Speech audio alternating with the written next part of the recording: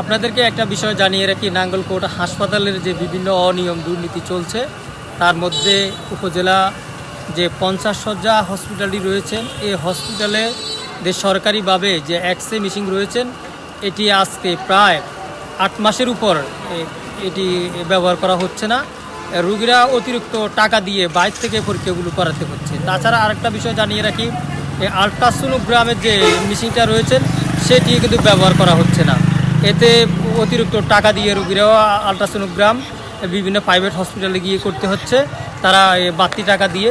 আরেকটা বিষয় জানিয়ে রাখি যে সরকারি হাসপাতালে যে গ্রামগঞ্জ থেকে সাধারণ যে রুগীরা আসেন হাসপাতালে চিকিৎসা করার জন্য, তারা আসার পর এখানে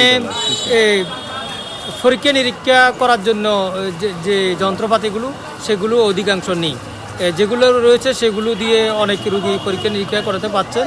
তাছাড়াও এই যে নাঙ্গলকোট থেকে যে মুমূর্ষু অবস্থা যে রুগীরা কুমিল্লা যাবেন তাদের জন্য যে গাড়ির প্রয়োজন হয় অ্যাম্বুলেন্সের, এই অ্যাম্বুলেন্সের আজকে প্রায় 1 মাস ধরে অ্যাম্বুলেন্স অকেজো হয়ে রয়েছেন, অ্যাম্বুলেন্সই চলছে না, গাড়ির চাকা বিকল হয়ে রয়েছে। বিষয়টি কিন্তু নাঙ্গলকোট উপজেলা স্বাস্থ্য ও পরিবার পরিকল্পনা বিষয়ক কর্মকর্তা ডাক্তার বেলায়েত হোসেনকে একাধিকবার জানিয়েছেন। অ্যাম্বুলেন্সের যে চালক রয়েছেন, ড্রাইভার, তিনি আমাকে যেমনটি জানিয়েছেন প্রায় এক মাস হয়ে যাচ্ছেন গাড়ি ব্যবহার করা যাচ্ছে না, গাড়ি নিয়ে রুগীদেরকে কুমিল্লা বা ঢাকা নিতে পারছে না। এতে করে যে প্রাইভেট অ্যাম্বুলেন্সগুলো রয়েছে এগুলো যে আমাদের নাঙ্গলকোট থেকে সরকারি অ্যাম্বুলেন্সে কুমিল্লা যেতে 800 টাকা, প্রায় 850 টাকা ভাড়া লাগে, প্রতি কিলোমিটার 10 টাকা করে। যেখানে প্রাইভেট যে অ্যাম্বুলেন্স সেগুলো কুমিল্লা যেতে 300 থেকে 2500 টাকার কমে রুগীদেরকে নেওয়া হচ্ছে না। এই নাঙ্গলকোট হাসপাতালের বিভিন্ন অনিয়ম দুর্নীতি এখন পর্যন্ত